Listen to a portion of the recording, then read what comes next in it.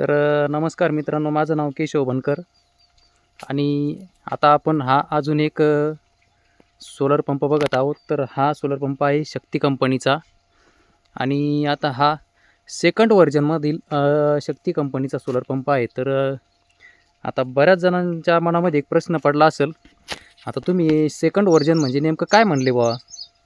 तर आता second version म्हणजे आता हा विषय असा आहे, तर ज्यावेळेस मुख्यमंत्री सौर कृषी पंप योजना चालू झाली होती, त्यावेळेस शक्ती कंपनीचा पंप हा वेगळा होता. म्हणजे त्याचं स्ट्रक्चर वेगळं होतं. त्याला 335 किलोवॅटचे पॅनल येत होते.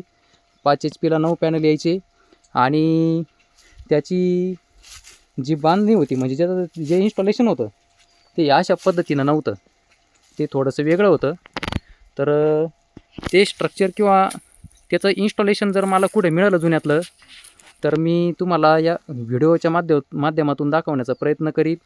आणि आता हा सेकंड व्हर्जन आपल्याला मला बघायला मिळाल्यामुळे तुम्हाला मी व्हिडिओच्या माध्यमातून दाखवण्याचा प्रयत्न करतो आहे. आता हा सेकंड व्हर्जन म्हणजे आता फर्स्ट व्हर्जन, सेकंड व्हर्जन आणि थर्ड व्हर्जन याबद्दल मी तुम्हाला सांगतो. आता हा सेकंड व्हर्जन म्हणजे याला जवळपास 535 किलोवॅटचे 9 पॅनल आहे 5 HP पंपाला. तर आधी याचं तुम्ही स्ट्रक्चर तुम्ही बघून घेऊ शकता, किती हेवी मटेरियल शक्ती कंपनीनं दिलेलं आहे त्यावेळेस. म्हणजे आता हा पंप कुसुम सोलर पंप योजना या योजनेतील हा पंप बसवलेला आहे. म्हणजे याला जवळपास साधारण 1 वर्ष पूर्ण झालेली आहे बसून. आणि हा मोबाईल ॲटो स्विचवाला पंप आहे. म्हणजे हा मोबाईलवरून चालू बंद करता येतो आणि मॅन्युअली पण चालू बंद करता येतो. तर याचं स्ट्रक्चर असं आहे, या पद्धतीने याची पूर्णपणे बांधणी केलेली आहे.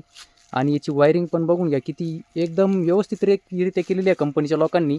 तर काही कंपन्यांचं जे वायरिंगचं काम आहे ते एकदम थर्ड क्लास पद्धतीने केलेलं आहे. कालचा जो व्हिडिओ टाकलेला आहे मी, त्या व्हिडिओच्या माध्यमातून तुम्हाला लक्षात येईल त्याची वायरिंग कशी केलेली आहे, त्याच्या स्ट्रक्चरची बांधणी कशी केलेली आहे आणि याची कशी केलेली आहे. याची बघा किती सुटसुटीत केलेली आहे. अशी बांधणी व्हायला पाहिजे. कपलर टू कपलर म्हणजे पिन टू पिन याचं जोडणी व्हायला पाहिजे. या बाई अशा पद्धतीनं कुठेही वायर कट करून त्याचं ते जोडजाड करून अशा पद्धतीनं याचं हे काम करणं अतिशय चुकीची पद्धत आहे. कारण इतर वेळेस तर काही अडचण येणार नाही, पण आता समजा फेब्रुवारी मार्च महिन्यापासून एकदम कडक उन्हाळा चालू होतो, त्यावेळेस पॅनल एकदम हेवी हीट होतात, म्हणजे गरम होतात. त्याचबरोबर ही वायरसुद्धा गरम होती. आता ही बघू शकता, या बाई ही तापायला सुरुवात झाली. मी हात लावलेला आहे. आता तुम्हाला याच्यात कळणार नाही, गरम झालेली ही वायर. आता तुम्ही विचार करा, जर याला जोड देऊन जर असं कसंही बी खराब काम जर केलं आणि इथं जर जॉईंट पगळले तर ही पेटण्याची शक्यता जास्त असते. म्हणजे बऱ्याच शेतकऱ्यांच्या तक्रारी आलेल्या आहे किंवा यूट्यूबला आपण व्हिडिओ पण पाहिलेला आहे. इथं सोलर पंप पेटला गेला, तिथं सोलर पंप जळाला गेला, पण याच्यावरती कोणीही विचार केला नाही का हे का झालं किंवा हे कशाबद्दल झालं, त्याचं कारण काय आहे. आपण फक्त कंपनीला दोष देतो, या कंपनीचा सोलर पंप पेटला, या कंपनीचं असं झालं, त्या कंपनीचं असं झालं. हां, पण त्या कंपनीनं काम कशा पद्धतीनं केलेलं आहे याचा विचार कोणीही केलेला नाही किंवा शेतकऱ्यांनी सुद्धा केलेलं नाही. आता तुम्ही हे बघून घ्या, याला काय होईल मला सांगा बरं. या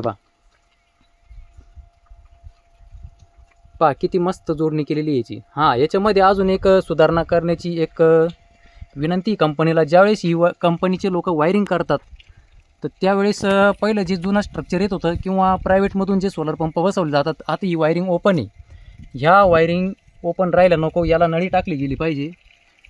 म्हणजे याचा संपर्क या स्टीलची येणार नाही. गरम झाल्यानंतर तिथं ते वायर पगळणार नाही आणि ती पेटसुद्धा घेणार नाही. म्हणजे ह्या आता इथं दाखवायला आहे तुम्हाला एकदम सोपं.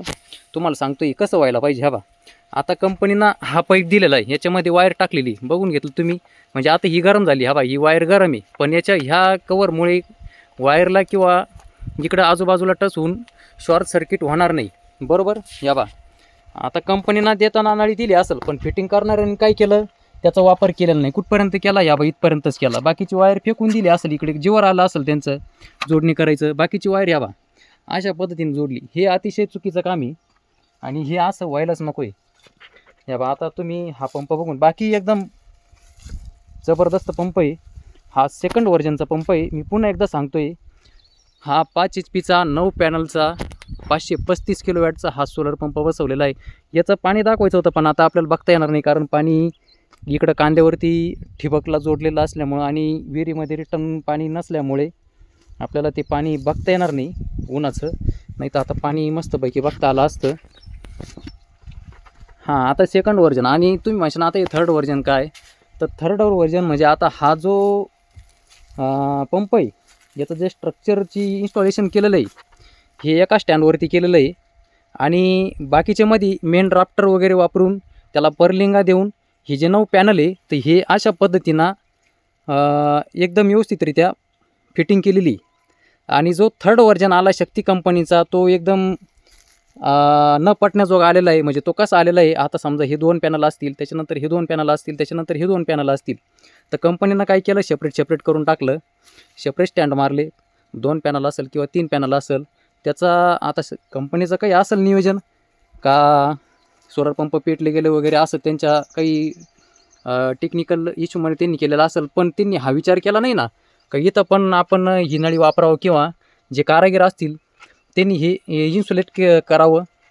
आणि कंपनीने डायरेक्टली निर्णय घेऊन टाकला का हे पेटू नाही म्हणून हे जे पॅनल आहे हे सेपरेट करून टाकले. पण त्यालासुद्धा तेच केलेलं आहे, वायरिंगला कुठल्याही प्रकारची स्लीव दिलेली नाही आहे. म्हणजे समजा आता 5 HP पंप असेल तर त्याला 3 स्टँड केले आणि तो पंप उभारला गेलेला आहे. म्हणजे कंपनीने काय केलं, समजा ह्या गोष्टीपासून वाचवण्याचा प्रयत्न केला पण पुन्हा त्यालाही ती चूक करून ठेवलेली आहे. या अशा पद्धतीची स्लीव दिली गेलेली नाही आहे तर ती द्यायला पाहिजे. आणि इथंसुद्धा आपण बघू शकतो वाऱ्या वावदाण्यापासून वाचण्यासाठी अशा पद्धतीने ताण दिलेले आहे या बघा. आणि हा सुद्धा पंप माझ्या मते हलणार नाही. या बघा आता हा सुद्धा पॅक झालेला हलणार नाही. म्हणजे किती वारं येऊ वावदान येऊ याला काहीही होणार नाही. तर अशा पद्धतीचं हे शक्ती कंपनीचं सेकंड व्हर्जन आणि थर्ड व्हर्जन पण मी तुम्हाला सांगितलं ते अशा पद्धतीनं आहे. आणि हा पंपसुद्धा आता इथं विहिरीवरती बसवलेला आहे. या बघा तुम्ही विहीर बघून घेऊ शकता. आणि तुमच्या काही अडचणी असतील, प्रश्न असतील, शंका असतील तर तुम्ही कमेंटमध्ये नक्की कळवा. व्हिडिओला लाईक करा, शेअर करा आणि सबस्क्राईब करायला विसरू नका. धन्यवाद मित्रांनो.